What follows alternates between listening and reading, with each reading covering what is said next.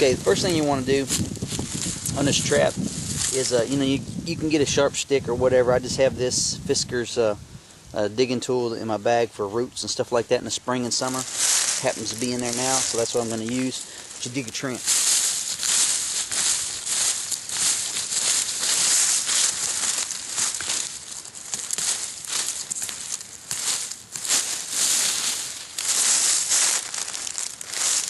I usually dig it, from what I've been messing with, I usually dig it about, I don't know, 4 inches deep, and that's about right.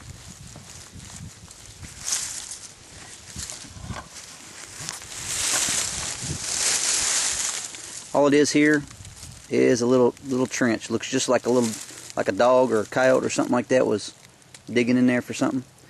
But that's your first step. Okay, step 2. I had this pre-whittled stake.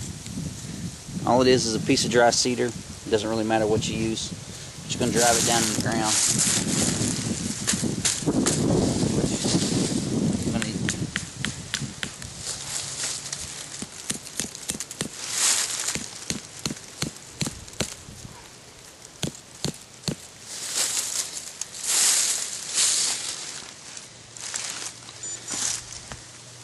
Now that's down in there in the trench.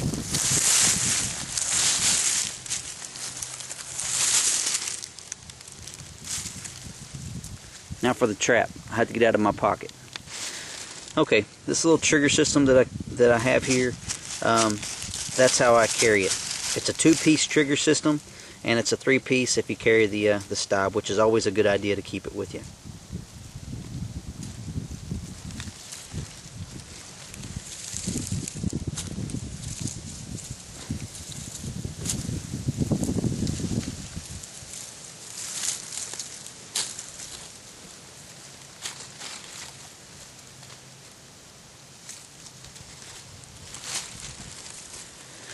Okay, here's the toggle, and of course it's got about 3 feet of line that goes up to your spring, and then of course about a foot, 13-14 inches of a snare loop.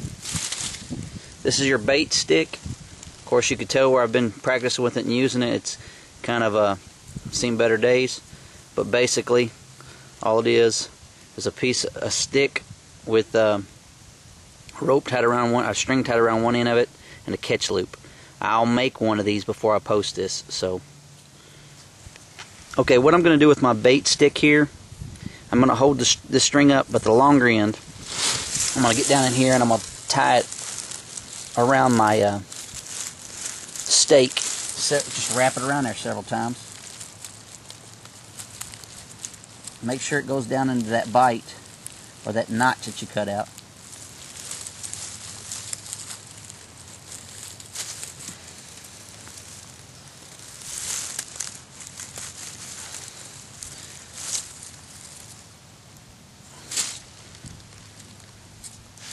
That's what you're wanting. You're wanting it to look like that. Now let's get my spring.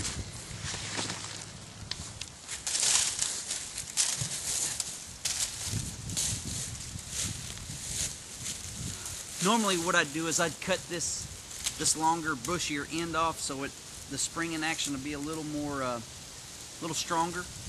But I'm not going to worry about that today. This is just for instructional purposes only. I will hold this tree down right here and take my toggle. I hope you can see it. And I'll drop it down to the trigger stick as it sets, and then I'll stand up and tie this onto this stick here.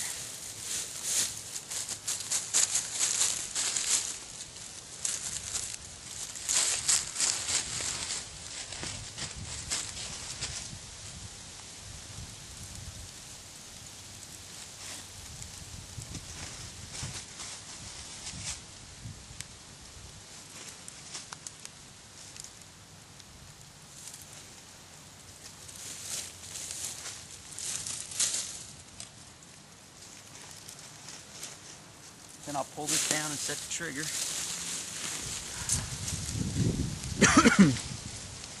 Okay, what you'll do with this trigger system is that loop that I made earlier, you'll just pull it up and pull your notch in through that. And then just hold it like that and let go of your spring. You can see the tension. And just hold it. Make sure that your stop is going to hold the pressure of the spring, and then you will just make your loop, make your snare loop,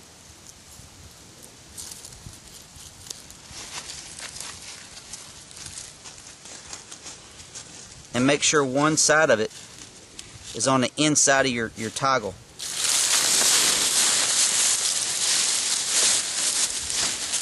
And then you'll just take and let it bite in like this. And now this thing's set, so you got to be careful because it'll pop you in the face and probably put an eye out if you ain't careful. And then what I like to do is while it's down in that trench, so to speak, I'm going to get some small sticks and kind of hold this out, and I'll probably get some small sticks to hold that in the center. And I'll show you. I'll do that right now. I got to get some sticks. What I've done here is simply put 4 twigs to hold my snare loop out. You may not need it if you use wire. Then I got my trigger that's right here in the center of this trench. So they kind of have to go down to get it. What I like about this system is you don't, a lot of your tension on your snares has to be straight up. With this one, you can have angles. Let me show you the angle of this tree.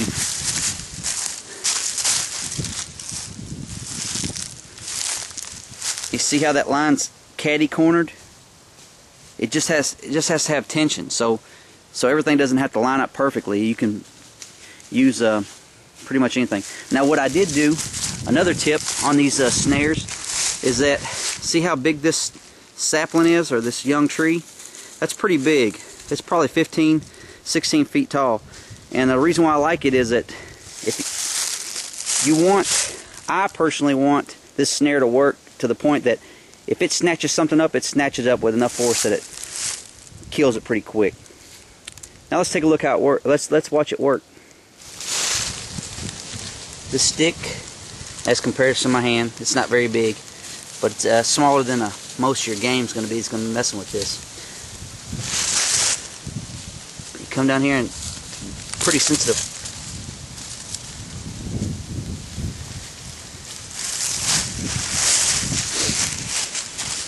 See how high that jerked that bait up, or jerked the stick up? Very, very good trap.